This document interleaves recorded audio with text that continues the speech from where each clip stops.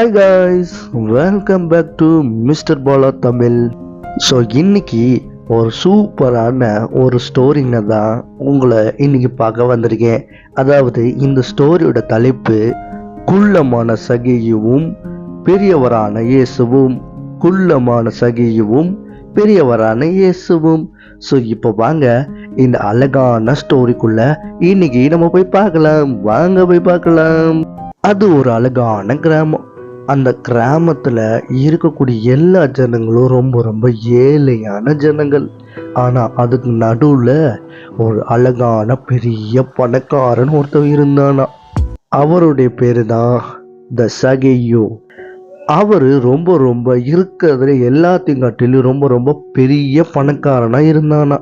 ஆனா என்னதான் பெரிய பணக்காரனா இருந்தாலும் அங்க உள்ள எல்லா மக்களுமே நம்ம சகியுவை ரொம்ப ரொம்ப வெறுத்து தள்ளுனாங்களாம்.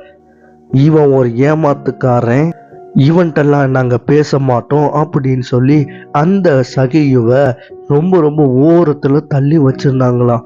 இதை பார்த்து நம்ம சகியுக்கு ரொம்ப ரொம்ப வருத்தமா இருந்துச்சான். ஏன்னா நம்ம எல்லாத்துக்குமே நல்ல பெஸ்ட் ஃப்ரெண்ட்ஸ்லாம் இருப்போம். ஆனா சகியுக்கு ஒரு பெஸ்ட் ஃப்ரெண்டு கூட இல்லாம இருந்துச்சான். அதுக்கு காரணம் நம்ம சகியு அரசாங்கத்துக்கு வரி வசூல் பண்ணி கொடுக்கறவரான். இது மட்டும் இல்ல, இன்னொன்னு மக்களை எல்லாத்தையும் ஏமாத்தி பணத்தை அவருக்கு பாதியும் மீதி உள்ள எல்லா பணமும் கவர்மெண்ட்டுக்கு கொடுக்கறக்கூடிய ஒருத்தவரான். இதனால எல்லா மக்களுமே அவரை பார்த்தாலே ரொம்ப ரொம்ப மனசு நோங்கடிக்கிற மாதிரி பேசிடுவாங்களாம். இதனால நம்ம சகிக்கு ஒரு ஃப்ரெண்ட்ஸு கூட இல்லாம இருந்தாச்சான். இப்படி இருக்கும்போது ஒரு நாள் ஒரு 3 பேர் பேசிக்கிறாங்க. அதுக்கு நடுவுல நம்ம குள்ளமான சகியும் நின்று கேட்டுக்கிட்டு இருந்தாரு. அது என்ன விஷயம்னா, நம்ம ஊருக்கு ஏசப்பா வர போறாங்களா தெரியுமா? அவரு உண்மையிலே எல்லாத்துட்டையும் நண்பனா இருப்பாராம். எல்லாத்துட்டையும் பாசமா இருப்பாங்களாம்.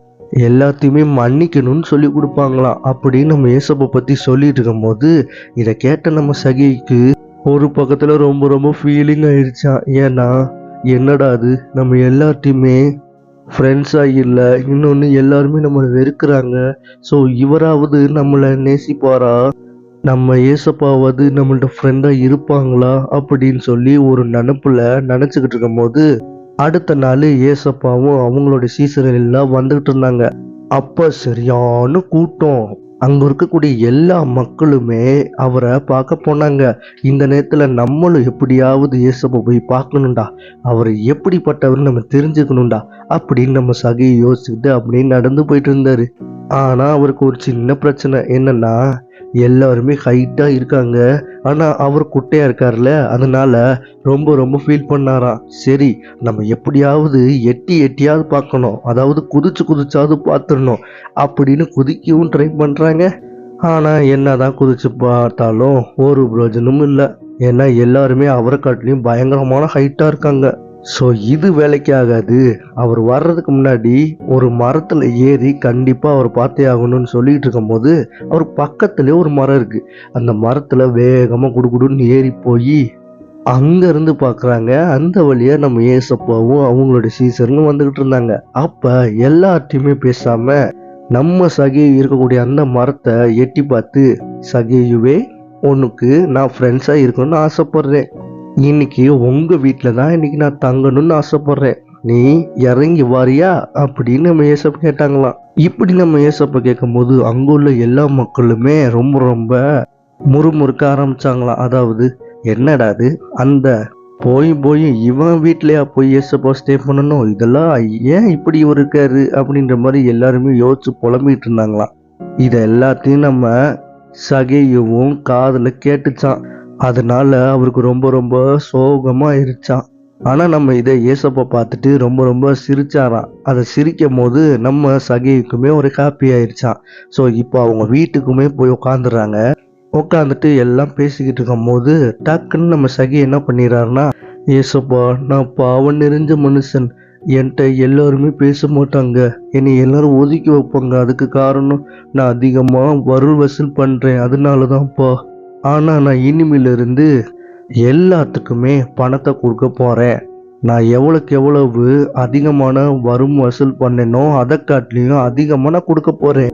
மீதி உள்ளது எல்லாமே ஏழை ஜனங்களுக்கு கொடுக்க போறேன் அப்படின்னு நம்ம சகியும் சொன்னாங்க.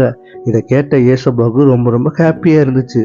உடனே ஏசப்பாவும் ரொம்ப ரொம்ப சந்தோஷப்பட்டு, பரவாயில்ல, நம்ம சகியு வீட்டுக்கு வந்ததுனால அவருக்கு ஒரு ரட்சிப்பு கிடைச்சிருச்சு அப்படின்னு மகிழ்ச்சியோட அந்த இடத்துல இருந்து போனாங்க.